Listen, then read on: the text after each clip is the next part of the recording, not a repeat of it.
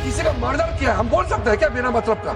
Sir please, sir please, sir आपको माफी मांगना होगा सर, ये इसको हम हल्के में नहीं ले सकते। ये हाउस नियम कानून से चलता है। आप माइक तो दीजिए, माइक तो दीजिए। कल को कोई भी मेंबर उठ के कुछ भी बोलेगा, माइक नहीं है सर, माइक तो चालू है।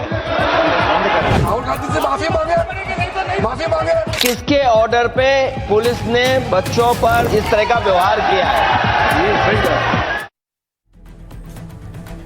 आइए भारत की बात की करते हैं शुरुआत। पहली खबर आपके सामने रखते हैं। लोकसभा में लंबी चर्चा और हंगामे के बीच anti paper leak bill pass हो चुका है। चर्चा के दूसरे दिन राहुल गांधी के बयान पर जमकर हंगामा हुआ है। देखिए, हंगामे के बीच यह बिल लोकसभा से पास हो चुका है। अब राज्यसभा में बिल पास होने के बाद राष्ट्रपति के दस्तखत के साथ ही कानून बन जाएगा। प्रस्ताव करें कि विधेयक को पारित किया जाए। मैं प्रस्ताव करता हूं कि विधेयक को पारित किया जाए। प्रश्न ये कि विधेयक को पारित किया जाए। जो सदस्य इसके पक्ष में हाँ गए, जो सदस्य विरोध में ना गए, मेरे विचार में निर्णय हाँ वालों के पक्ष में प्रस्ताव स्वीकृत हुआ और विधेयक पारित हुआ।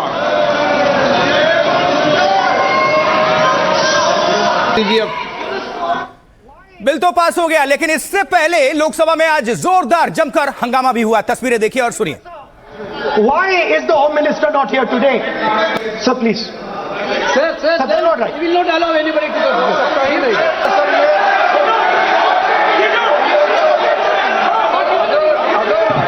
Rahul Gandhi ji unparliamentary vote use नहीं करते, तो यहाँ से भी टोकने का।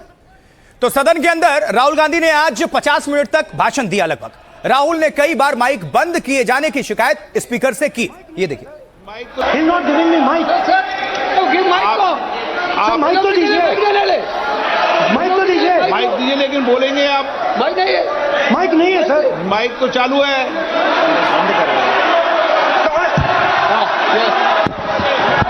आप माननीय से, लेकिन सदन की गरिमा से बोलेंगे आप। मैं बोल सकता हूं सर। आप बोल सकते हैं, लेकिन सदन के नियम प्रक्रियाओं से बोल सकते हैं। He's not. वहीं राहुल गांधी के लिए कुछ शब्दों को लेकर केंद्रीय मंत्री किरण रिजिजू ने माफी की मांग भी की है। वो भी आपके सामने रखेंगे। गंभीरता से बात बोलना चाहिए। आप बिना तर्क करके यहाँ ऐसा बात करते हैं, ये ठीक नहीं है सर। लेकिन राहुल गांधी जी, आप माफी मांगिए, ये ठीक बात नहीं है। आप ऐसे नहीं बोल सकते, गलत बात बोला है। कैसे आप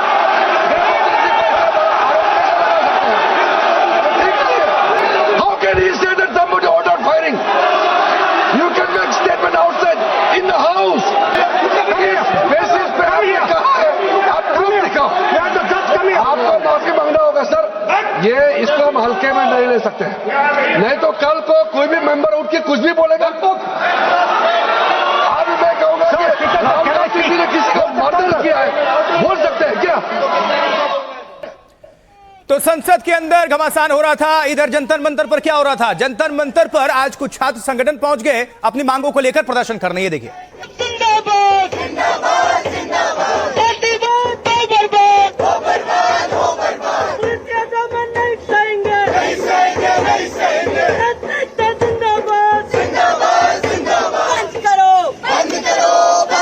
छात्रों का क्रिमिनलाइजेशन नहीं चलेगा, नहीं चलेगा, नहीं चलेगा। छात्रों को डराना धमकाना नहीं चलेगा, नहीं चलेगा, नहीं चलेगा। FIR नहीं चलेगी, नहीं चलेगी, नहीं चलेगी। हम छात्रों की गिरफ्तारी बंद। वही दिल्ली से दूर जम्मू में डोगरा फ्रंट ने राहुल गांधी और अरविंद केजरीवाल के खिलाफ जमकर नारेबाजी कर दी। राहुल गांधी जवाब दो, जवाब दो, जवाब दो। राहुल गांधी जवाब दो, जवाब दो, जवाब दो। केजरीवाल जवाब दो, जवाब दो, जवाब दो। केजरीवाल जवाब दो, जवाब दो, जवाब दो। केजरीवाल जवाब दो, जवाब दो, जवाब दो। राहुल गांधी जवाब दो, जवाब दो, जवाब दो। जवाब दो, जवाब दो। उधर हिमाचल प्रदेश की राजधानी शिमला में एसएफआई के सदस्यों ने सड़क पर उतरकर विरोध प्रदर्शन किया।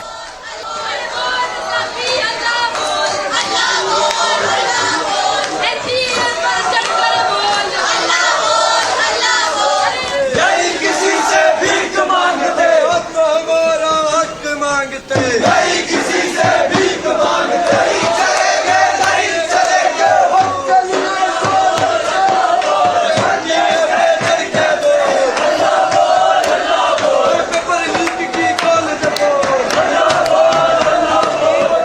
इसी तरह से इस देश के अंदर चलेगा। अगर आप इस देश के अंदर अपनी तानाशाही को बरकरार रखना चाहते हैं तो देश की जो जनता है, देश की जो नौजवान है, देश के छात्र है, इन्होंने एक रास्ता इख्तियार कर दिया है कि इस देश के अंदर तानाशाही के खिलाफ, इस देश के अंदर आपकी क्रूरता के खिलाफ जो लड़ाई लड़ेंगे और लड़े भी हैं। धर्मेंद्र प्रधान का इस्तीफा इसका जीता जागता उदाहरण है। हिमाचल के बाद अब लिए चलते हैं राजस्थान। राजस्थान में आपको बता दें, राजधानी जयपुर में सीजेपी ने, कांग्रेस जनता पार्टी ने विरोध प्रदर्शन किया और 3 महीने का अल्टीमेटम दिया है। सरकार ने 3 महीने में राजस्थान यूनिवर्सिटी का हुलिया नहीं बदला तो आंदोलन की चेतावनी दी गई है।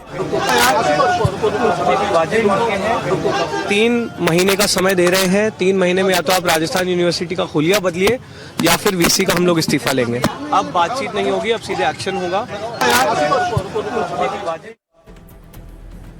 और इसी बीच सदन से लेकर बाहर तक, सड़क तक सत्ता पक्ष और विपक्ष एक दूसरे को घेरने की कोशिश में लगे हुए।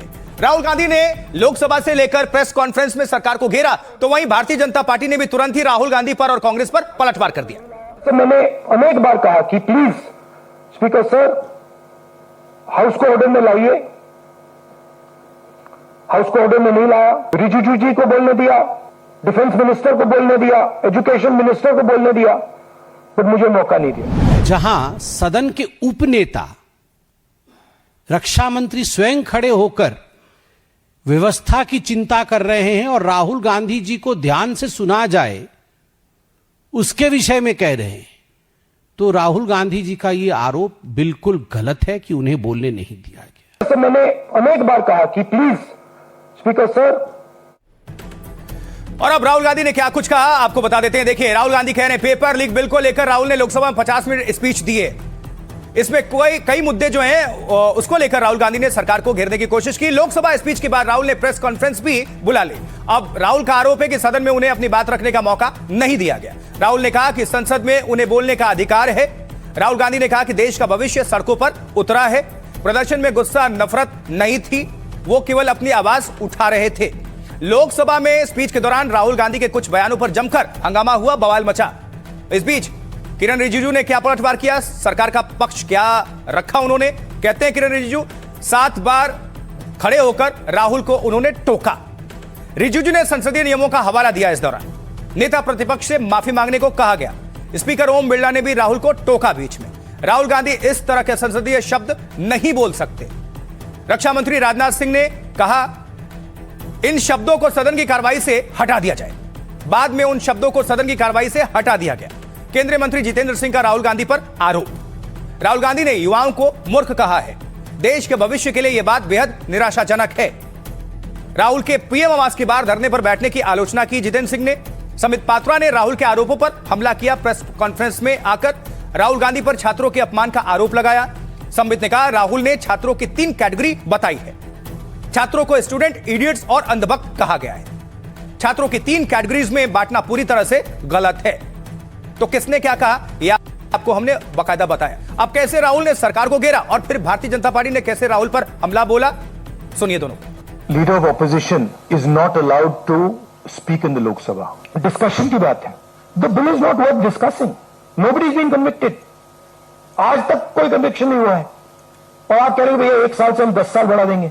और आप ये भी कह रहे हो बिल में, आप ये भी कह रहे हो कि भैया 1 साल से हम 10 साल बढ़ाएंगे क्योंकि हम एक्सपेक्ट करते हैं कि पेपर लीक होगा। आक्षेप लगाया, मुझे बोलने का मौका नहीं दिया गया। मैंने बार बार कहा है जब 45 लोगों को बोलने का मौका दिया गया तो राहुल गांधी को बोलने का मौका क्यों नहीं दिया जाएगा। इससे बड़ा लोकतांत्रिक परंपरा क्या हो सकता है। जहां सदन के उपनेता रक्षा मंत्री स्वयं खड़े होकर व्यवस्था की चिंता कर रहे हैं और राहुल गांधी जी को ध्यान से सुना जाए उसके विषय में कह रहे हैं, तो राहुल गांधी जी का यह आरोप बिल्कुल गलत है कि उन्हें बोलने नहीं दिया। आरोप लगाया सरकार पे, तो ये सरकार की जिम्मेदारी बनती है कि किसके ऑर्डर पे पुलिस ने बच्चों पर, छात्रों पर, युवाओं पर इस तरह का व्यवहार किया है। ये सही है। अध्यक्ष महोदय, ये अगर गृह मंत्री जी। अध्यक्ष महोदय, मैं बहुत ही विनम्रतापूर्वक अनुरोध करना चाहता हूं कि ये असंसदीय शब्द का प्रयोग हमारे नेता प्रतिपक्ष ने किया है, उसे कार्रवाई से निकाल दिया जाए। अपना व्यवस्था से निकल जाता है। ओके, वो निकाल दिया जाए। तो सत्ता पक्ष और विपक्ष ने कैसे अपनी बात रखी, आपने ये सुन लिया। अब आपको बता दें, पैलेट गन की भी एंट्री हो गई, चर्चा हुई उसको लेकर। कैसे? छात्रों पर पैलेट गन चलाने को लेकर विपक्ष ने सरकार के खिलाफ मोर्चा खोल दिया। Stop the brutality! Stop the brutality against the students! छात्रों पे पुलिस दमन बंद करो, बंद करो, बंद करो। छात्रों पे पुलिस दमन नहीं चलेगा। Down fascism! Down Delhi police! Down Delhi police! Stop the brutality! और आरोपों के मुताबिक कुछ दिन पहले पैलेट गन के शिकार हुए छात्रों के साथ राहुल मीडिया के सामने आए थे। आपको याद होगा ये देखिए, ये है पैलेट गन। थोड़ा घूम दो। इसको कहते हैं पैलेट गन। इसको कहते हैं पैलेट गन।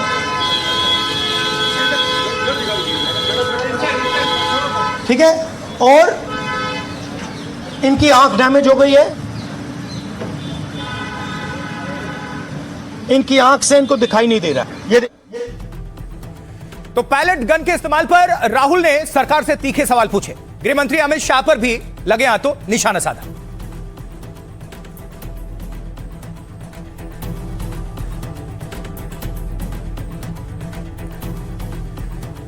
तो जो फायरिंग को लेकर यह सियासी टक्कर हो रही है, कौन क्या कह रहा है, ये सब कुछ आपके सामने हम डिटेल्स रख देते हैं, देख डालिए। छात्रों पर पुलिस के एक्शन को लेकर राहुल ने गृह मंत्री को घेरा तो भारतीय जनता पार्टी ने सीधा हमला बोल दिया। जवाबी पलटवार में राहुल के एक एक आरोपों का जवाब दिया गया। लोकसभा में राहुल ने छात्रों पर पुलिस एक्शन पर सरकार को घेरा। राहुल का आरोप है गृह मंत्री अमित शाह ने इसकी अनुमति दी। राहुल ने कहा धर्मेंद्र प्रधान का इस्तीफा केवल दिखावा है, शिक्षा व्यवस्था शिक्षा मंत्रालय नहीं आरएसएस चला रहा है। राहुल के इस बयान पर केंद्रीय मंत्री किरण रिजिजू ने जोरदार पलटवार किया। आप बिना सोचे समझे बोल रहे हैं, आपको गंभीरता से बोलना चाहिए। ये किस आधार पर आपने बयान दिया? आपको इसके लिए माफी मांगनी होगी। गोली चली ये छोटी बात नहीं है, ऐसा कैसे कह सकते हैं कि किसी ने गोली चलाई? अब अखिलेश यादव क्या कह रहे हैं? अखिलेश यादव ने कहा अगर नेता प्रतिपक्ष ने गंभीर आरोप लगाए हैं तो यह सरकार की जिम्मेदारी बनती है कि छात्रों पर ऐसा व्यवहार किसने किया ये जांच करें। राहुल गांधी के आरोपों पर बीजेपी ने चुन चुन कर जवाब दिया। संबित पात्रा ने कहा कि दिल्ली में गोली नहीं चलाई गई, दिल्ली में एक भी गोली नहीं चली है। गोली अगर चलती भी है तो गृह मंत्री इसका आदेश नहीं देते, स्थानीय मजिस्ट्रेट गोली चलाने का आदेश देता है। गृह मंत्री आपकी तरह विदेश के दौरे पर नहीं जाते चोरी छुपके। जब राहुल गांधी बोल रहे हैं तब भी गृह मंत्री संसद में मौजूद थे।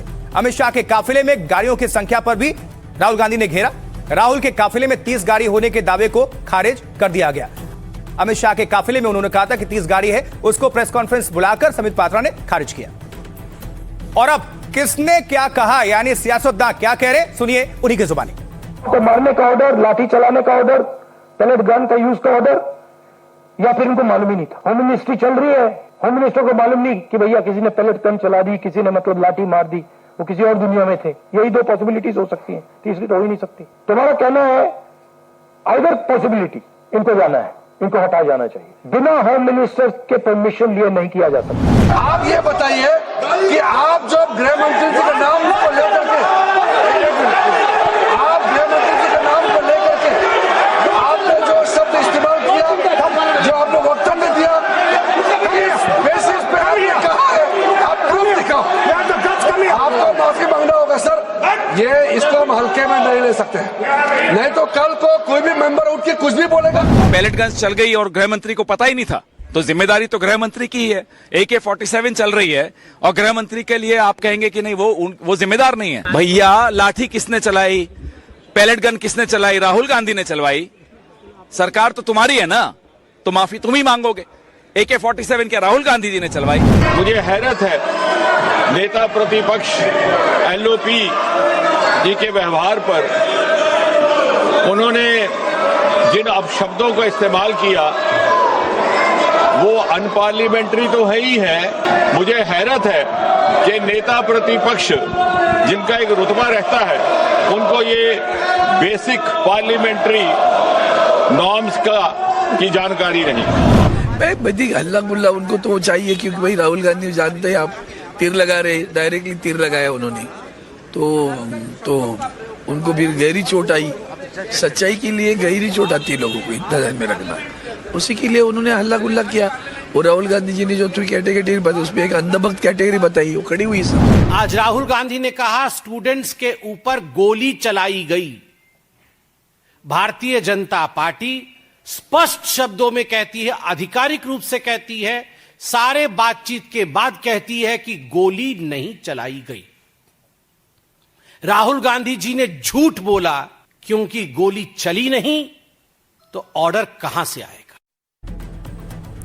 तो सत्ता पक्ष और विपक्ष ने अपनी अपनी बात रखी, आपने सुनी किस तरफ से क्या कुछ बयान दिया गया, कहां से प्रेस कॉन्फ्रेंस किया गया और क्या हमला बोला गया और जवाबी पलटवार क्या हुआ। इस दौरान आंदोलन खत्म होने के बाद सीजेपी यानी कांग्रेस जनता पार्टी के मुखिया अभिजीत दिपके अपने घर महाराष्ट्र के संभाजी नगर पहुंचे। उन्होंने कहा कि आज घर पर आराम से सो पाऊंगा, अपनी मां के हाथ का बना हुआ खाना खा पाऊंगा।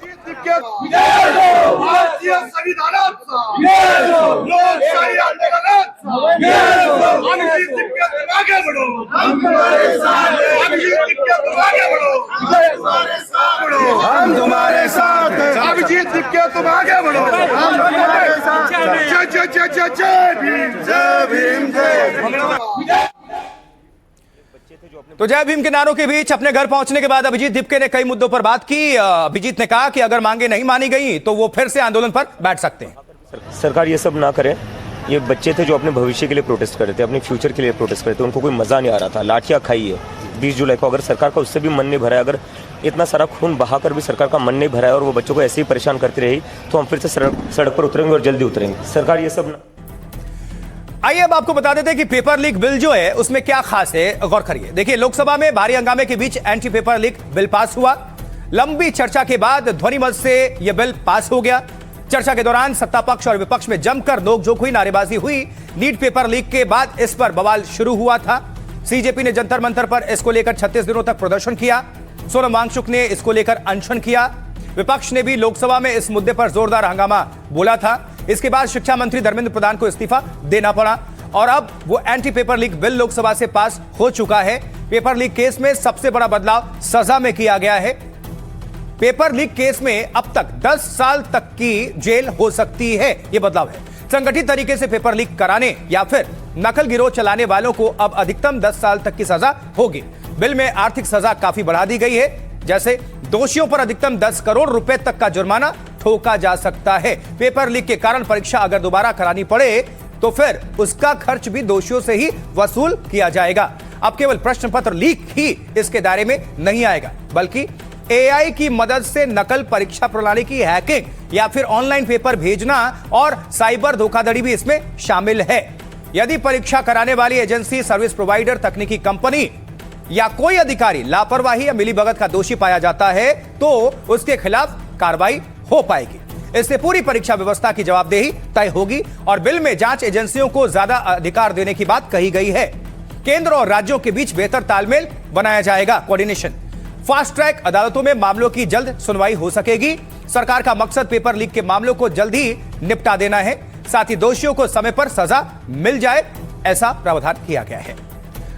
अब सुनिए पक्ष और विपक्ष में कैसे घमासान मचा है। इतना अच्छा बिल लाया है, छात्रों का डिमांड से और प्रधानमंत्री जी का इतना बड़ा एक फैसला लेने से अब एक नया कॉन्फिडेंस आया है छात्रों में।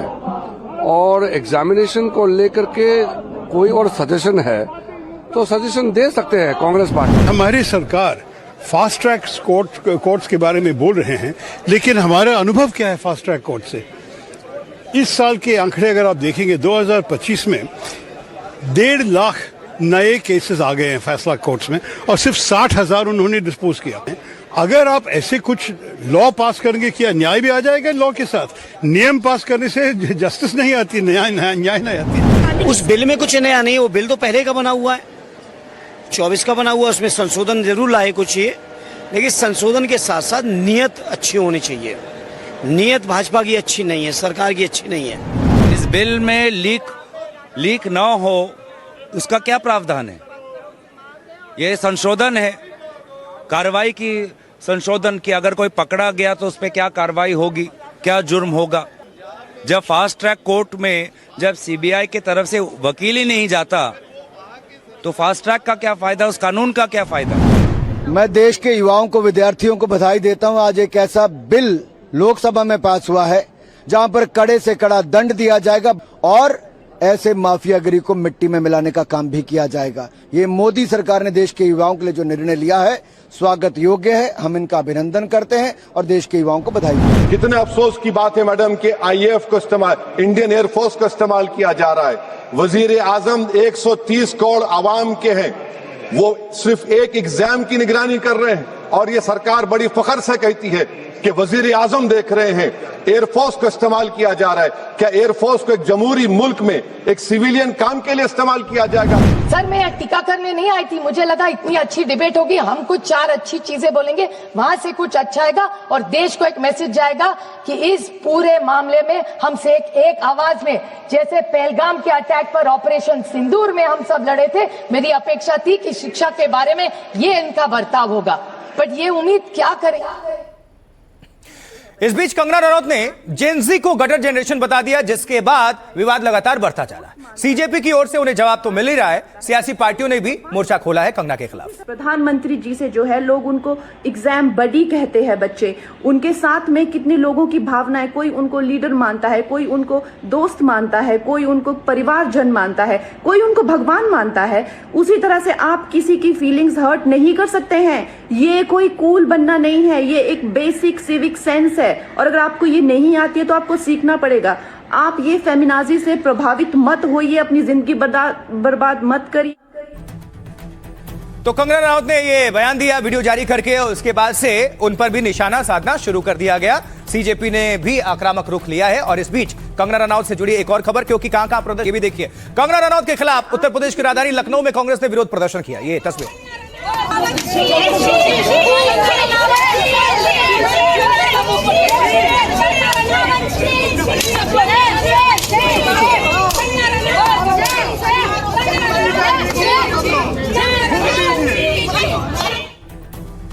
और इस बीच कंगना रनौत के बयान पर सीजेपी के सौरभ दास ने जवाब दिया तो कंगना आग बबूला हो गई और उन्होंने भी फिर से पलटवार कर दिया।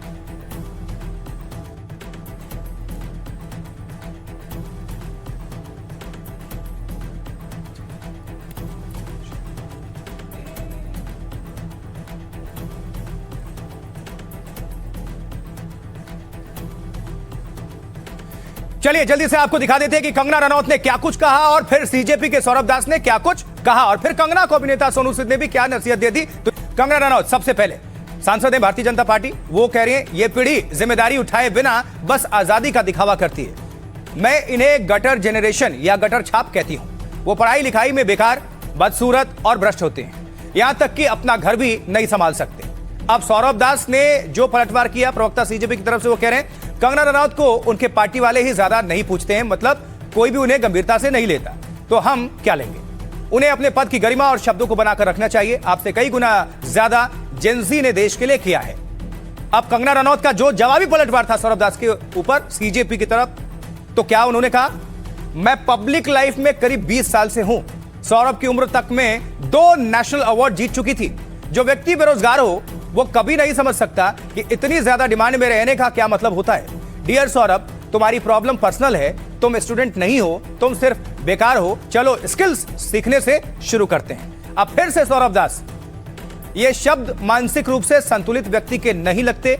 आप युवाओं के बारे में ऐसी भाषा का इस्तेमाल नहीं करेंगे। अगर आपके परिवार में जेनजी या जेन अल्फा का युवा हो तो क्या आप उसके लिए ऐसी भाषा का इस्तेमाल करेंगे। अब इस बीच सोनू सूद की एंट्री होती है, अभिनेता। वो कह रहे हैं ये युवा ही आपको इस मुकाम तक पहुंचाते हैं, जब तक वो आपके साथ रहेंगे तो आप रहेंगे। मुझे लगता है कि ये बहुत शर्मनाक बात है। जरूरी है कि आप कुछ भी सोच समझकर बोलें, क्योंकि जनता ही ईश्वर का दूसरा रूप है। और अब सुनते हैं कांग्रेस जनता पार्टी के प्रवक्ता क्या कह रहे हैं और सियासी पार्टियों के नेता क्या कह रहे हैं। टेस्टर्स को जो कि गटर छाप, अनैतिक, अश्लील बिहेवियर सड़क पर बच्चों के सामने, बुजुर्गों के सामने, महिलाओं के सामने डिस्प्ले कर रहे थे, उसको नॉर्मलाइज करने से मना किया है कि we do not accept this in this society. हम लोग नहीं चाहते कि हमारे घर के बच्चों को कोई जो है अपनी अश्लील हरकतों से जो है टाइम से पहले सेक्सुअलाइज कर दे। हमारे घर के बुजुर्गों के सामने जो है हमें शर्मिंदगी महसूस कर, हम नहीं इस तरह का बिहेवियर एक्सेप्ट करते हैं, उसको नॉर्मलाइज नहीं होने देंगे। भाषा और गुंडागर्दी की बात कंगना रनावत जी ना करे तो ही अच्छा है। गुंडों की पार्टी, मारपीट करने वालों की पार्टी कौन सी है इस देश में सबको पता है। और जिनको आप गटर जनरेशन बोल रहे हैं, आप बिल्कुल सही बोल रहे हैं, हम गटर जनरेशन है, क्योंकि हमें आप लोगों ने कॉकरोच भी बोला है, लेकिन ये याद रखिएगा कि यही कॉकरोच ने गटर से निकलकर सड़क पर आकर आपके एक मंत्री का इस्तीफा दिया। मुझे लगता है कि ये जितने युवा लोग हैं वही एक्टर्स बनाते हैं, वही आपको इस मुकाम तक पहुंचाते हैं। जब तक वो आपके साथ रहेंगे तो आप रहेंगे, अगर वो नहीं रहेंगे तो फिर तकलीफ होगी। इसलिए सबको साथ लेकर चलना चाहिए। आपका जो प्रोफेशन है वो कोई भी हो, आप एक्टर हैं, डॉक्टर हैं या कोई भी हैं, जब तक लोग आपके साथ जुड़े हैं तब तक आप का जो अस्तित्व है वो इस दुनिया के अंदर मायने रखता है। रानौत जी ने घिनौना कहा है, तो मुझे लगता है इसका फैसला, इस पे जवाब देश की जनजी दे देगी उनको। देखिए, वो खुद एक सांसद है और ऐसी भाषा उनको नहीं यूज करना चाहिए। और ये जेनजी जो है ये आने वाले देश का भविष्य है, और जब जेनजी सड़क पे उतरता है, अपने सवाल जवाब करता है, अपने हक की बात करता है, अपने अधिकारों की बात करता है, तो उनको बातों से जवाब देना चाहिए, ना कि उनको अपमान करके जवाब देना चाहिए। देखिए, पेपर लीक को लेकर इस बीच 92 जगहों पर छापेमारी हुई और साथ ही सीबीआई ने 20,000 पन्नों की चार्जशीट भी दाखिल कर दी है।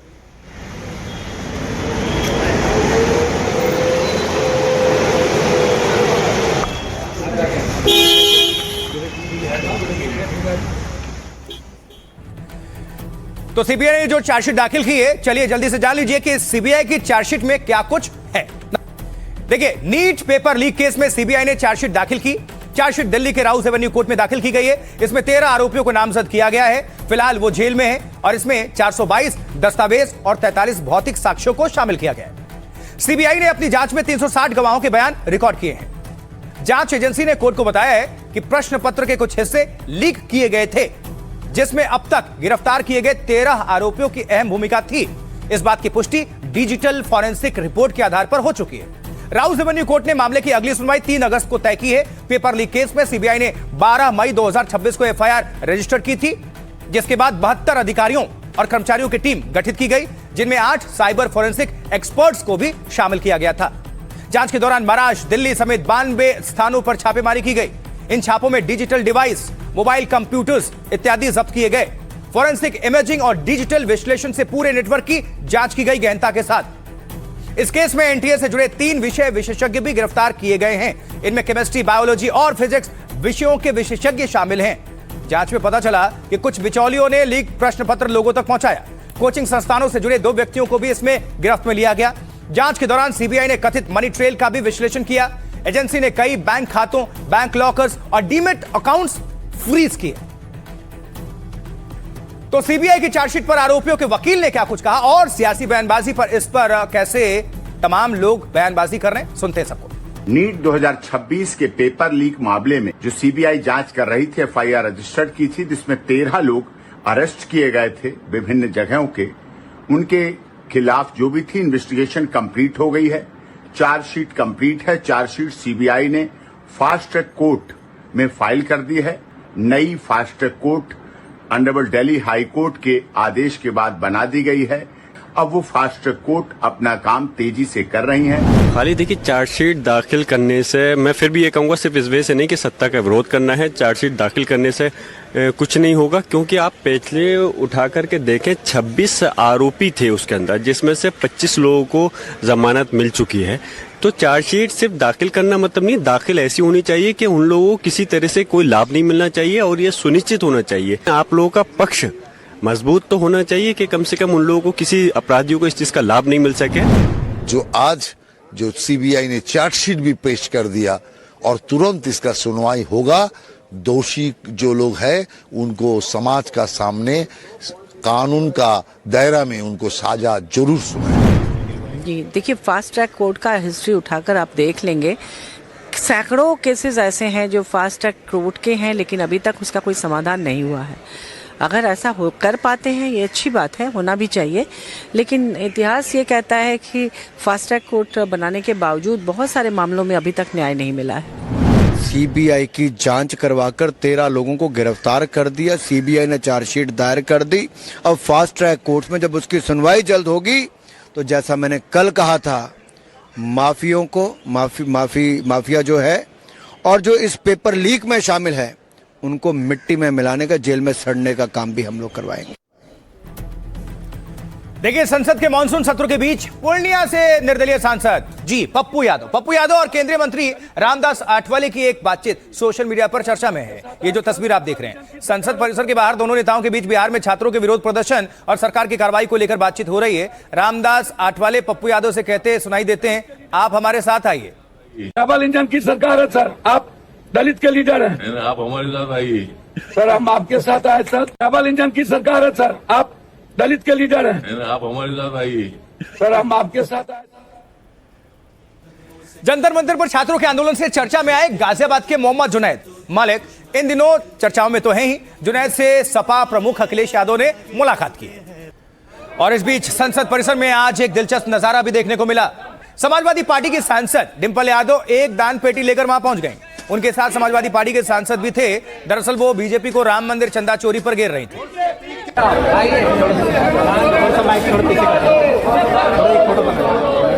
वो सरकार बदलनी है, का पैसा कहाँ गया बीजेपी के खाते में, का पैसा कहाँ गया बीजेपी के खाते में, जो सरकार निकलनी है वो सरकार बदलनी है, बीजेपी के खाते में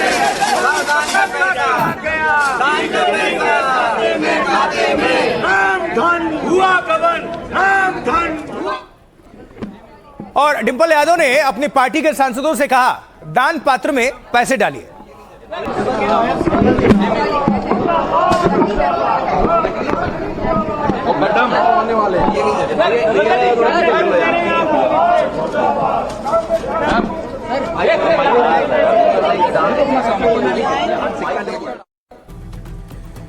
तो आइए अब देखते हैं कि पूरा मामला ये क्या है और डिंपल ने क्या किया और फिर क्या हुआ। तो सुनिए, पूरी बात समझिए। सपा के सांसद है डिंपल यादव, दान पात्र लेकर वो संसद भवन पहुंची। संसद के बाहर उनके साथ उनकी पार्टी के कई सांसद मौजूद थे। उन्होंने अपनी पार्टी के सांसदों और मीडिया से कहा, इसमें पैसे डालिए। फिर सपा के कई सांसदों ने पैसे डालने शुरू किए। अखिलेश यादव ने भी नोट डाला। इस दौरान समाजवादी पार्टी के सांसदों ने जमकर नारेबाजी भी की। डिंपल यादव ने कहा, बीजेपी की नीयत और नीति दोनों साफ नहीं है। डिंपल यादव के बाद अखिलेश यादव ने भी भारतीय जनता पार्टी पर निशाना साधना शुरू किया और कहा, जो चंदा चोरी नहीं रोक पाए वो पेपर लीक कैसे रोकेंगे। सपा के सांसद अवधेश प्रसाद ने कहा, सरकार बड़ी मछलियों को बचा रही है। अवधेश प्रसाद ने कहा, यह सरकार अयोध्या से आई है और अयोध्या से ही जाएगी। तो दरअसल चंदा चोरी को लेकर सपा लगातार बीजेपी को घेर रही है। 2027 में यूपी में विधानसभा चुनाव है और सपा को लग रहा है कि यह बड़ा मुद्दा बनेगा। और अब चंदा चोरी को लेकर सियासत बहुत तेज है। तो सुनते हैं नेता यानी माननीय लोग क्या कह रहे हैं। बात वही है कि जो दान पात्र को नहीं बचा पाए, श्रद्धा से जो चढ़ावा चढ़ता है उसको नहीं बचा पाए, उनसे क्या उम्मीद करोगे कि इस तरह के पेपर लीक नहीं होंगे, परीक्षाएं रद्द नहीं होंगी। संदेश साफ है, जो श्रद्धा के साथ खिलवाड़ कर सकते हैं वो हमारे युवा नौजवानों के भविष्य के साथ भी खिलवाड़ कर रहे हैं। रोज कोई न कोई नया सुगुफा लाके संसद की कार्रवाई ना चले, इसके लिए नया सुगुफा छोड़ते हैं। विपक्ष को मैं ये कहूंगा कि आप सदन में आओ और सदन में अब बच्चों का भविष्य बनाने के लिए अपने सुझाव दो और चर्चा करो। चर्चा से भाग क्यों रहे हो? राम मंदिर में जो चोरी हुई है, जो जागरूक हजारों करोड़ का मामला है, ये कोई मामूली चोरी नहीं है और ये कहीं ना कहीं हमारे पूरे देशवासियों की आस्था की चोरी है, उनकी श्रद्धा की चोरी, उनकी भावनाओं की कहीं ना कहीं आहत पहुंचाने का काम इस सरकार ने किया है। कि भारतीय जनता पार्टी के लोग, उनकी सरकार बड़ी बड़ी मछली को बचा रही है, लेकिन ये कितनों बचाएं, प्रभु श्री राम के मंदिर का डकैती है। करोड़ों करोड़ों लोगों की आस्था का सवाल है। तुलसीदास जी ने कहा है, जब जब होए धर्म की हानि, बाढ़े असुर अधर्म बहानी। तो ये बर्बाद हो जाएंगे, ये जाएंगे। अयोध्या से सरकार आई है, अयोध्या से जाएगी। तो खुद फेयर हो जाए, खुद ही फेयर नहीं है। कितनी चोरी, कितनी डकैती। सवाल कानून की कमी का नहीं है, नियत की कमी का। आगे बढ़ते हैं और अब बात मध्य प्रदेश की। जी हां, तो छात्रों के बाद सड़क पर किसान आ चुके हैं, लेकिन क्यों, ये आपको हम अब बताने जा रहे हैं विस्तार से। पहले ये तस्वीरें देखिए, मध्य प्रदेश की राजधानी भोपाल की है जो आप देख रहे हैं, जहां आसपास के सैकड़ों किसानों ने अल्लाह बोल दिया है और सीएम हाउस घेरने के लिए निकल रहे हैं।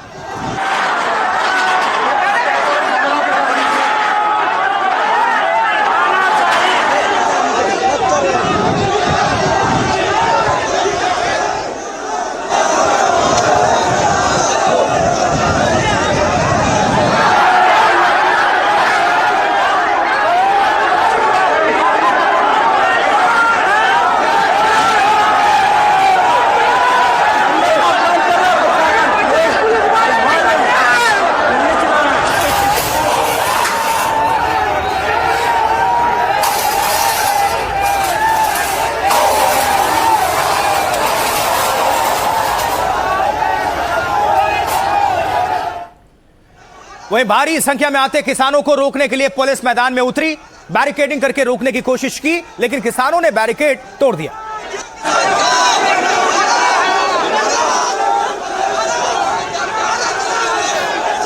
ये देखिए तस्वीरें जरा, किस तरफ से पुलिस पूरी तरह से रोकने की कोशिश कर रही है। बसों के जरिए भर भर कर आए थे किसान, ट्रैक्टर जैसे भी पहुंच जाए और वहां पर ऊपर भी चढ़ने की कोशिश, बैरिकेडिंग को तोड़ दिया गया और पुलिसकर्मी भी कुछ ऊपर बस पर चढ़े थे नीचे उतारने के लिए। अभी दिखाएंगे आगे आपको तस्वीर।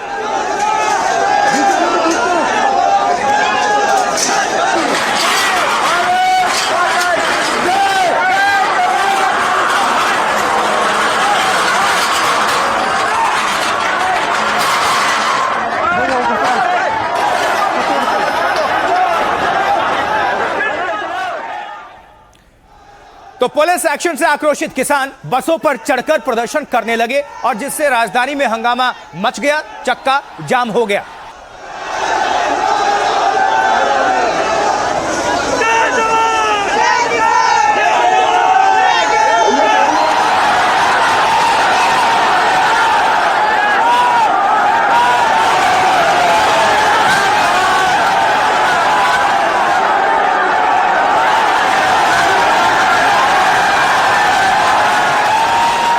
जय जवान जय किसान बोलते ये किसान बसों पर जा चढ़े और पुलिस वाले मना करते रहे। कुछ पुलिसकर्मी भी ऊपर चढ़े, उनको उतारने के लिए पूरी तरह से कोशिश की, समझाने की पूरी कोशिश की गई। अपील लगातार हो रहा था पुलिस प्रशासन की तरफ से कि आप पीछे हट जाएं। ये सुनिए। रात को भी देखा और आज भी ये धूप में लगा हुआ है। यहाँ पे प्रशासन और सरकार के द्वारा सुनवाई नहीं हो रही हमारी जो 2-3 मांगों को लेके, और ये किसान आज उग्र हो रहा है। मोहन यादव जी होश में आ जाओ, अभी तो जो सिर्फ 25% किसान है, अगर 100% किसान भोपाल में आ गए तो भोपाल का क्या हाल होगा, ये सब आप जिम्मेदार रहेंगे। किसानों के इस प्रदर्शन में अब उन्हें जेनजी का भी साथ मिल रहा है। आपको दिखाते हैं, कई युवा भी भोपाल में किसानों के प्रदर्शन में शामिल होने पहुंच गए। खरीदी करना होगी, करना होगी, करना होगी। किसान जवान भाई भाई, मूंग खरीदो भाई भाई, लड़ेंगे। मूंग खरीदो दाना दाना, नहीं चलेगा मूंग खरीदो दाना दाना। हेलो भारत माता की,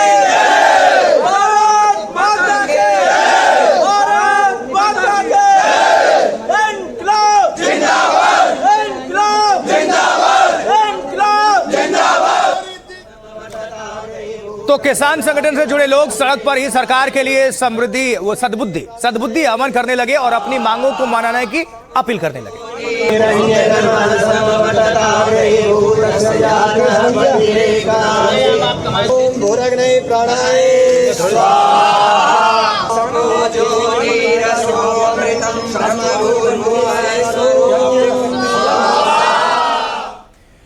हवन एक तरफ और वहीं दूसरी तरफ किसानों ने खाना भी सड़क पर बनाना शुरू कर दिया। ये देखिए जरा तस्वीर, किसान भोपाल की सड़कों पर ही दाल बाटी बनाते नजर आए। जय जवान जय किसान, जय जवान जय किसान, किसान एकता जिंदाबाद, किसान एकता जिंदाबाद। लेके रहेंगे एमएसपी, हक है हमारा एमएसपी, देना पड़ेगी एमएसपी, हम लेके रहेंगे। और किसानों ने विरोध जताने के लिए अपने कपड़े उतारने शुरू कर दिए और अर्धनग्न होकर प्रदर्शन करने लगे। ये देखिए जरा कैमरे में कैद।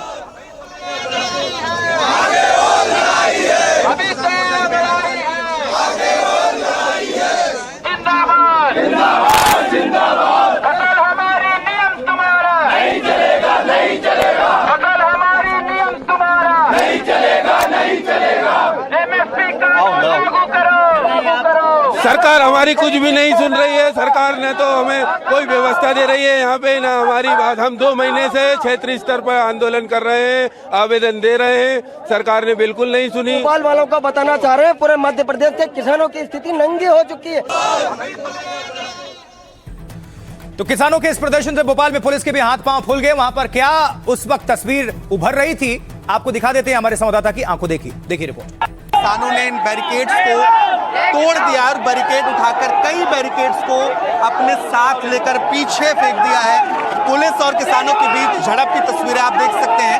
बैरिकेडिंग के अलावा पुलिस ने यहाँ पर बस खड़ी करके रखी है, कई बसों की लेयरिंग है ताकि उस पार किसान न जा पाए, क्योंकि कल बैरिकेडिंग तोड़कर किसान आगे बढ़ गए थे और आज भी उन बैरिकेड्स को तोड़ दिया गया है और किसान इन्हें पीछे पीछे करके आगे बढ़ने की कोशिश कर रहे हैं। पुलिस लगातार रोकने की कोशिश कर रही है, लेकिन सारी कोशिशें जो हैं वो नाकामयाब नजर आ रही हैं। अब इस तरफ आप देख पा रहे हैं भोपाल में अफरा तफरी है, किसान आगे अपनी मांगों पर अड़े हुए हैं, सरकार और प्रशासन उनको समझाने की कोशिश में, लेकिन दूसरी तरफ समझाने के लिए सरकार और पुलिस मशक्कत तो कर रही है। कांग्रेस के जो कार्यकर्ता फूल लेकर किसानों का स्वागत करने के लिए खड़े हो गए। ये तस्वीर देखिए, आपके सामने रख रहे हैं। शिवराज सिंह चौहान होश में आओ, होश में आओ, होश में आओ, होश में तुमको आना होगा, आना होगा, आना होगा, खून खरीदी करना होगा, करना होगा, करना होगा।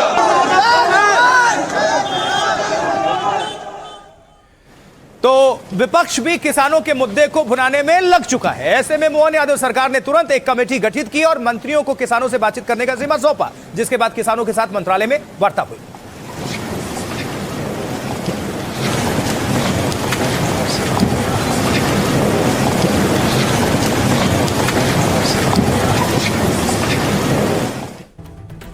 अब देखिए और समझिए कि भोपाल में किसानों के प्रदर्शन का आज तीसरा दिन है। लगातार किसान विरोध प्रदर्शन और नारेबाजी कर रहे हैं। आज तो किसानों ने सीएम हाउस घेराव का ऐलान किया था, जिसके चलते पुलिस को भारी सुरक्षा बंदोबस्त करने पड़े। इसके बावजूद किसानों ने केंद्रीय कृषि मंत्री का घर घेरा। भोपाल में शिवराज सिंह चौहान के घर का घेराव करने लगे। इस दौरान प्रदर्शनकारियों और पुलिस के बीच झड़प भी हुई। सड़क पर धक्का मुक्की में कुछ किसानों के कपड़े फटे। इससे पहले कुछ किसानों ने अर्धनग्न होकर विरोध प्रकट किया था, आपको हमने तस्वीर दिखाई। कुछ किसानों ने सड़क पर ही दाल बाटी बनाकर लंच किया। किसानों के समर्थन में कई जेनजी भी प्रदर्शन में शामिल हो गए, पोस्टर बैनर बनाने लगे, जिन्होंने किसानों के लिए पोस्टर बैनर तैयार किया। अब इस दौरान सरकार की सद्बुद्धि के लिए हवन करने लगे किसान संगठन से जुड़े लोग। प्रदर्शन को देखते हुए पुलिस ने कई रास्तों पर बैरिकेडिंग की। भोपाल में कई जगह ट्रैफिक रोका गया, जिससे लोगों को परेशानी भी हुई, आम जनता को तकलीफ हुई। कलेक्टर ने नर्मदापुरम रोड के सभी स्कूल्स में छुट्टी घोषित कर दी। हालात को देखते हुए किसानों की मांग है कि मूंग की 100% खरीदी की गारंटी मिले। खाद्य वितरण की लचर व्यवस्थाओं में तुरंत सुधार किया जाए। किसानों से जुड़े लंबित मुद्दों का ठोस फैसला लिया जाए। नेता प्रतिपक्ष उमंग सिंगार ने सरकार पर आरोप लगाया, कहा कि सरकार किसानों की मांगों को नजरअंदाज कर रही है। सीएम ने कहा किसानों से चर्चा के लिए मंत्रियों की कमेटी बनाई है, जिसके बाद मंत्रालय में 3 मंत्रियों के साथ किसानों की बैठक हुई। समाधान निकालने के लिए हुई चर्चा में किसानों के 15 प्रतिनिधि शामिल थे। तो किसानों की मांग क्या है और इस पर पुलिस कमिश्नर और सीएम क्या कह रहे हैं, सुनिए। 100% खरीदी करनी पड़ेगी आपको और ई टोकन व्यवस्था को बंद करो। प्रशासन हमें आतंकवादियों की तरह बिहेव कर रहा है, जो हमें अंदर हमारे बनाए हुए नेता हमें अंदर नहीं जाने दे रहे। हमारी स्पष्ट तीन ही मांग है कि सबसे पहले कि 100% मूंग की खरीदी की जाए एमएसपी पर, और जो ई टोकन की व्यवस्था की गई है जिसमें बहुत पूरा किसान परिवार पूरा प्रताड़ित है, उसको खत्म किया जाए। टोकन सिस्टम हमें हमारे फसल में खाद आज डालना है। टोकन सिस्टम से हमें खाद मिलता है 20 दिन बाद। क्या 20 दिन में फसल खराब नहीं होगी हमारी? सरकार ने जो है कीले और ब्रेकर लगाए, पुलिस लगाई। किसानों के साथ सरकार कभी नहीं है। जगह जगह पुलिस बैरिकेड लगा के रोक रही है क्या, और इतना परेशान कर रही है किसानों को। तो और हमको तो किसानों को दिल्ली से लेकर दिल्ली तक परेशान कर रही है। किसान ही अकेला खड़ा है, अभी सरकार नहीं खड़ी है। सरकार ने खड़ा किया उसका प्रशासन। किसानों से जुड़े एक विषय को लेकर के मैंने एक कमेटी बनाई है जो किसानों से संवाद करेगी। कल भी हमने माननीय मंत्री कृषि मंत्री ऐदल सिंह कंसाना को भेजा था कि किसानों के साथ सरकार सदैव उनकी सकारात्मक सुझावों के साथ खड़ी है, लेकिन जनता को कष्ट न हो इसकी चिंता भी दोनों पक्ष को करना चाहिए। तो हम समस्या का समाधान संवाद से भी निकालते हैं और उम्मीद करेंगे कि हमारे बाकी सारे किसान संगठन, भारतीय किसान संघ और अन्य संगठन सब मिल करके जब जनता की बेहतरी की बात करते हैं तो किसानों की बेहतरी की बात तो जरूर करेंगे। यहाँ लॉ एंड ऑर्डर को मेंटेन करने के लिए जो समुचित व्यवस्था होती है वो हमने कर रखी है। कितने लगभग पुलिस बल तैनात किए गए हैं ताकि ये जो किसान हैं वो पूरी तरीके से नियंत्रित रहें? लगभग काफ़ी सारा पुलिस फोर्स लगा रखा है, बाहर से भी बुलाया। अभी कोई बातचीत भी हुई है किसानों से या उनसे आप लोगों ने अपील की है कि सड़क से हटें या कहीं ग्राउंड में जाएं? क्या बातचीत हुई सर? बिल्कुल, बातचीत भी साथ साथ चल रही है और लॉ एंड ऑर्डर को मेंटेन करने के लिए जो भी समुचित व्यवस्था होती है वो हमने लगा रखी। तो मध्य प्रदेश की ये पूरी खबर आपको हमने रख दी। भोपाल में क्या कुछ हो रहा था, किसान क्या मांग कर रहे हैं, सरकार क्या कर रही है, सब कुछ आपके सामने रख दिया। उम्मीद करते हैं जल्द से जल्द इस पर समाधान निकलेगा, आराम लोगों की परेशानी खत्म होगी। अब आप मध्य प्रदेश के बाद लिए चलते हैं उत्तर प्रदेश, जहां योगी का मिशन कांवड़ शुरू हो चुका है। तो देखिए, कल से सावन का पवित्र महीना शुरू हो रहा है और आज योगी काशी में थे, वहां उन्होंने संत रविदास को नमन किया।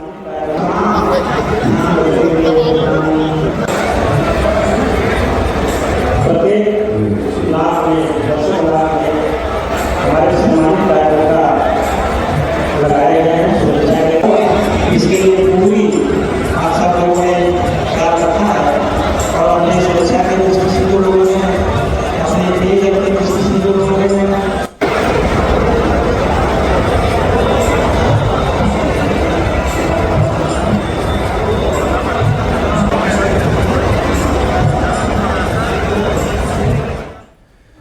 वहीं इस बीच उत्तर प्रदेश में कांवड़ यात्रा को लेकर मुख्यमंत्री उत्तर प्रदेश योगी आदित्यनाथ ने एटीएस को भी उतार दिया है मैदान में। पुलिस और एटीएस ने मुजफ्फरनगर में फ्लैग मार्च किया। तस्वीर देखिए।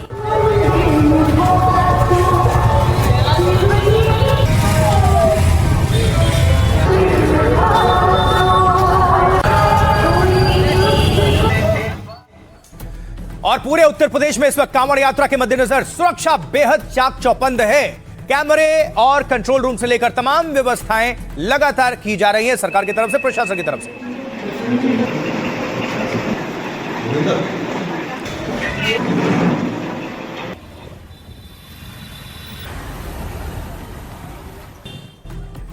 हमारी संवाददाता ने इस बीच जायजा लिया है।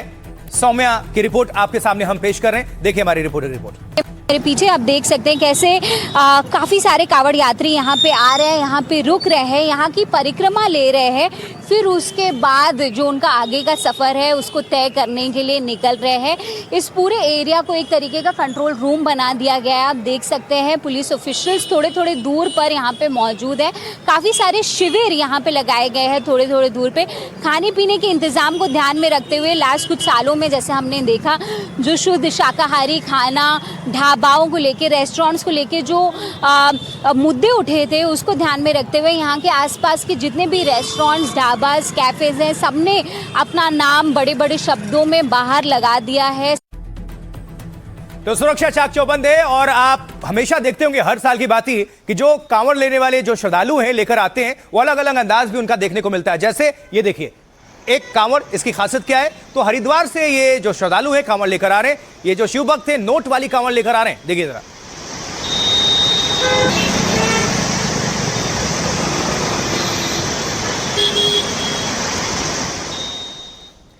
और वहीं एक कांवड़िया तो अपने दांतों से ही कार को खींचने का काम कर रहा है। देखिए, जिस पर वो कांवड़ लेकर आ रहा है, ये देखिए।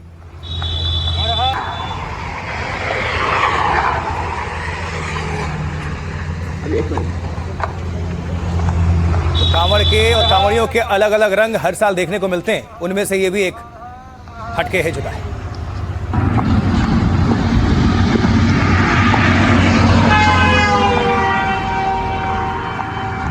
तिरंगा झंडा, पंखा भी आगे लगा है और शिव जी की मूर्ति। हरिद्वार में एक कांवड़िया नदी में लेकिन गिर गया इस बीच, अब उसका रेस्क्यू भी करना पड़ा। ये तस्वीर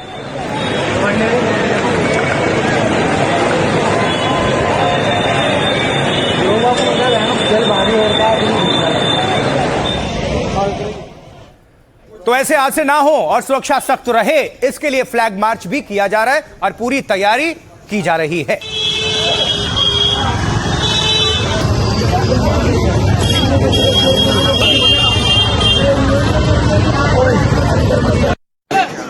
सावन का चूंकि पवित्र महीना है, देखिए जरा नॉनवेज और शराब की दुकानों को किस तरह से कवर किया गया, कैसे ढका गया, ये तस्वीर आपके सामने।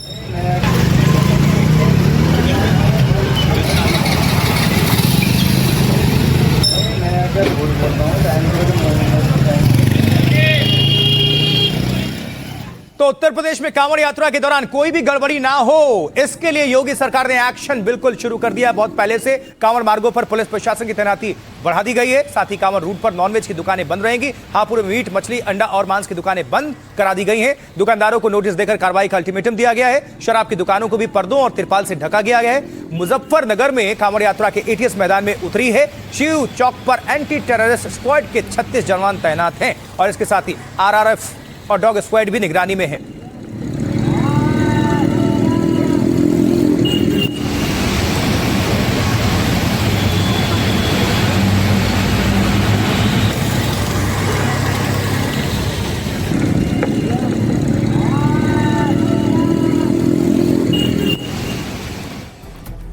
तो आपको विस्तार से डिटेल से बता देते हैं कि पुलिस ने, प्रशासन ने, सरकार ने क्या कुछ तैयारी की है। नजर डालिए। देखिए, यूपी में कांवड़ यात्रा के दौरान कोई भी गड़बड़ी ना हो, जैसा कि आपको हम पहले कह रहे थे। इसके लिए योगी सरकार फुल एक्शन में है और ये जो एक्शन है बहुत महीने पहले शुरू कर दी गई थी।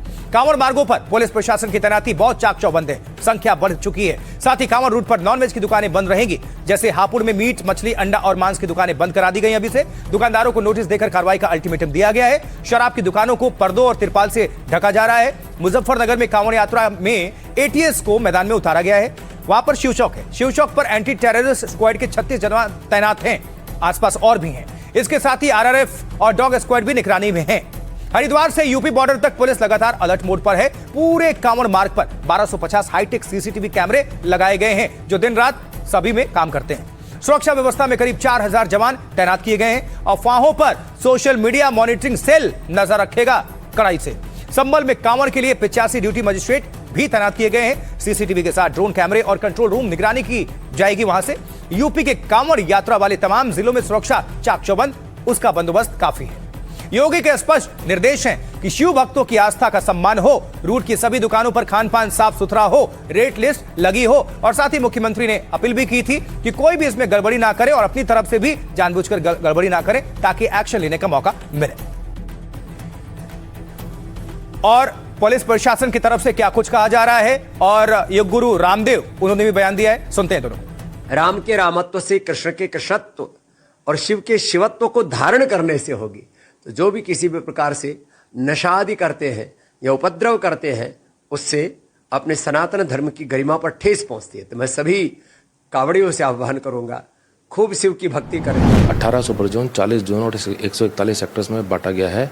इसके अतिरिक्त पुलिस मुख्यालय द्वारा हमको 13 कंपनी अर्धसैनिक बलों की, 10 कंपनी पीएससी की और इसके अतिरिक्त सीपीटीपी एपी के हमें जवान और ऑफिसर्स उपलब्ध कराए गए हैं। और मेले को सकुशल संपादित कराने के लिए जो हमारा कंट्रोल रूम है, इसमें 301 कैमरों का फीड हमें प्राप्त होता है। इसके अतिरिक्त रूरल एरिया में कुछ कैमरेज हैं और कुछ कैमरे जो हैं टेम्परेरी बेसिस पे 20 डेज के लिए लगाए जाते हैं। काशी में, वाराणसी में संत रविदास समरसता अभियान में मुख्यमंत्री योगी शामिल हुए, वो भी तस्वीरें आपके सामने रख रहे हैं। और प्रबुद्ध जनों का सानिध्य हम सबको प्राप्त हो रहा है। माननीय स्तर पर देश भर से पधारे संत महात्माओं और प्रबुद्ध जनों का। अब जल्दी से आपके सामने रख देते हैं कि संत रविदास जी के दर्शन करने योगी क्यों गए थे, समझिए जरा। तो दरअसल मौजूदा साल संत रविदास का 650वां जयंती वर्ष है, इसलिए संत रविदास समरसता अभियान शुरू हुआ है। वाराणसी में सीएम योगी और बीजेपी चीफ भी शामिल हुए, यानी नितिन नवीन। योगी और नितिन नवीन के साथ कई संत और नेता भी उपस्थित थे, जहां पहले 131 कलशों में संत रविदास की जन्मस्थली की पावन मिट्टी भरी गई और विधि विधान के साथ पूजा की गई। फिर ढोल नगारों के साथ भव्य कलश शोभा यात्रा भी निकाली गई। इसके बाद सभी कलश संत रविदास मंदिर में स्थापित किए गए। इन्हीं कलशों को बीजेपी देश के 27 राज्यों में भेज रही है। जो प्रतिनिधि कार्यक्रम में शामिल हुए, इन्हें लेकर जा रहे हैं। इसके जरिए पार्टी संत रविदास के विचारों को देश में पहुंचाने का काम करेगी। इससे पहले कल गोरखपुर में वकीलों ने के कार्यक्रम में योगी ने कहा कि भारत की तरक्की कई देशों को अच्छी नहीं लग रही है, इसलिए सोशल मीडिया पर देश के खिलाफ षड्यंत्र होंगे, जिससे भारत के लोगों को सावधान रहने की जरूरत है। तो दरअसल चुनाव से 6-7 महीने पहले योगी ताबड़तोड़ दौरे कर रहे हैं। बीते 3 महीनों में सीएम योगी ने 43 जिलों का दौरा कर लिया है, जहां 36,877 करोड़ रुपए के विकास कामों की भी जनता को सौगात दी गई। मुख्यमंत्री उत्तर प्रदेश योगी आदित्यनाथ, क्या उन्होंने कहा इस मौके पर, सुनते हैं।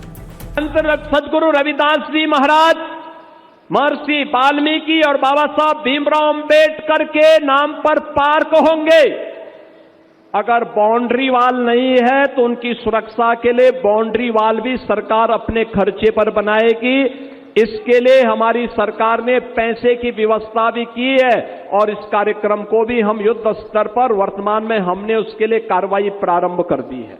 मुख्यमंत्री कंपोजिट विद्यालय को जो हम आगे बढ़ा रहे हैं, वह उसी परंपरा की श्रृंखला में एक एक विद्यालय आवासीय इस तर्ज पर हम बनाएंगे जो संत रविदास जी के नाम पर समर्पित होगा, संत सदगुरु रविदास जी महाराज के लिए समर्पित होगा। चलिए खबरों में आगे बढ़ते हुए अब बात करते हैं बाढ़ के तांडव की, क्योंकि इस वक्त आप देखें कई राज्यों में बारिश का प्रकोप है, लोग परेशान हैं। इस समय देश के कई हिस्सों में लगातार भारी वर्षा हो रही है, बारिश हो रही है, जिसकी वजह से बाढ़ जैसे हालात बने हुए हैं कई राज्यों में। खासकर पहली तस्वीर अभी आप जो देख रहे हैं महाराष्ट्र के रायगढ़ से है, जहां पर बादल फटने से तबाही का मंजर सामने है।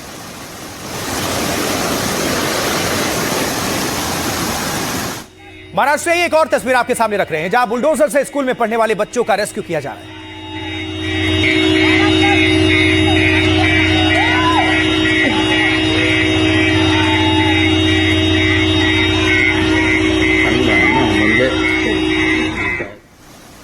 महाराष्ट्र में ये कुछ लोग बाढ़ में फंस गए और जिन्हें रस्सी के सहारे रेस्क्यू किया जा रहा है। और महाराष्ट्र में बाढ़ की वजह से कई इलाकों में मुसीबत के हालात इस वक्त बने हुए, तस्वीरें देखकर समझ सकते हैं।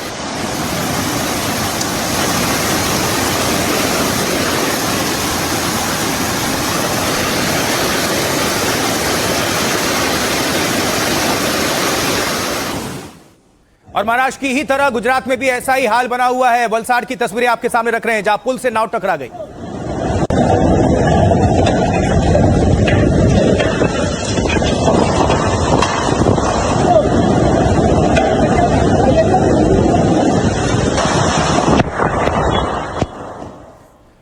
और अब लिए चलते हैं नॉर्थ ईस्ट में असम, क्योंकि वहां पर सबसे ज्यादा हालात खराब हैं, जहां बाढ़ ने त्राहिमाम मचाया हुआ है। यहां हेलीकॉप्टर के जरिए राहत सामग्री भेजनी पड़ रही है।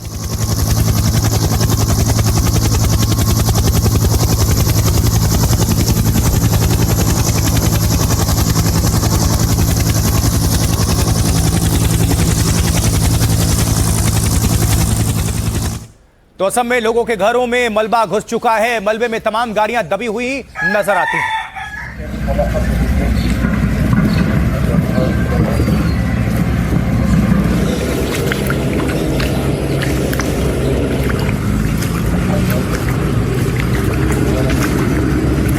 इस बार बारिश की चपेट में बहुत लोग आ चुके हैं। असम में कई लोग मारे गए हैं, बेजुबानों पर भी बहुत ज्यादा कहर बरपा है, वो भी मारे गए हैं। एक तरफ असम में बाढ़ तबाही मचा रही है, दूसरी तरफ देश के कई और हिस्सों में भी बारिश इस समय आफत बनकर सामने आई है, जैसे ओडिशा का बालासोर। ये तस्वीर देखिए वहां की, जहां बाढ़ में एक बाइक सवार फंस गया।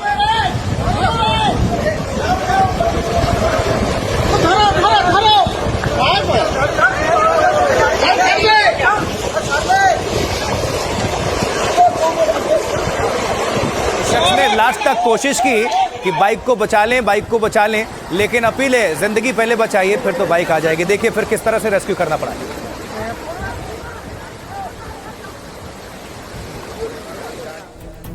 लास्ट में यही कहेंगे कि हमेशा सावधान रहें और सुरक्षित रहें। इसी खबर के साथ, इन्हीं तस्वीरों के साथ भारत की बात बताता हूं मैं आज के लिए इतना ही। मुझे आशुतोष चतुर्वेदी को दीजिए आप इजाजत। बने रहे, देखते रहें आप एनडीटीवी इंडिया। खबरें लगातार जारी हैं। आप सभी दर्शकों को बहुत नमस्कार, आभार।